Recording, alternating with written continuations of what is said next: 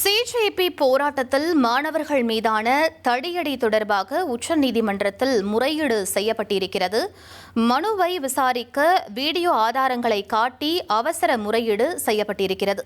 நாங்கள் எந்த வீடியோக்களையும் பார்க்க விரும்பவில்லை என தலைமை நீதிபதி தெரிவித்திருக்கிறார். எங்கள் நேரத்தை வீணடிக்காதீர்கள் எனவும் அவர் சொல்லியிருக்கிறார்.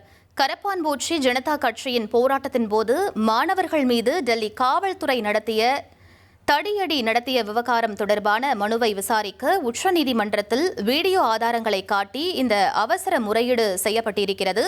நாங்கள் எந்த வீடியோவையும் பார்க்க விரும்பவில்லை எனவும் எங்கள் நேரத்தை வீணடிக்க வேண்டாம் எனவும் தலைமை நீதிபதி தெரிவிச்சிருக்காரு. இது தொடர்பான முக்கிய செய்தியை பார்க்கிறோம்.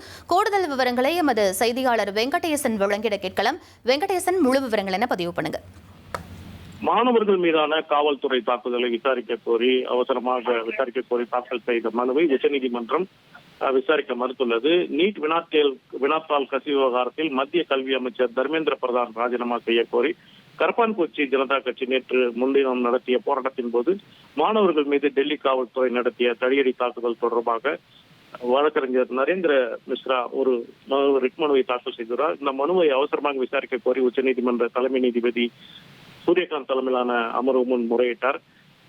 அப்போது எங்கள் நேரத்தை வீணடிக்காதீர்கள், உங்கள் நேரத்தையும் வீணடிக்க வேண்டாம் என்று திட்டவட்டமாக கூறிய தலைமை நீதிபதி இந்த விவகாரத்தில் குறிப்பாக வீடியோ ஆதாரங்கள் இருப்பதாக வழக்கறிஞர் சுட்டிக்காட்டிய போதும் வீடியோக்களில் எங்களுக்கு எந்த ஆர்வமும் இல்லை என்றும் அதையெல்லாம் பார்க்க எங்களுக்கு நேரம் இல்லை என்று தெரிவித்து இந்த வழக்கை அவசரமாக விசாரிக்க உச்சநீதிமன்றம் மறுத்துள்ளது. இனி செல்லும் இடமெல்லாம் செய்தி. தந்தி டிவியின் வாட்ஸ்அப் சேனலை ஃபாலோ பண்ணினா செல்ல இருக்கும் இடமெல்லாம் செய்தி.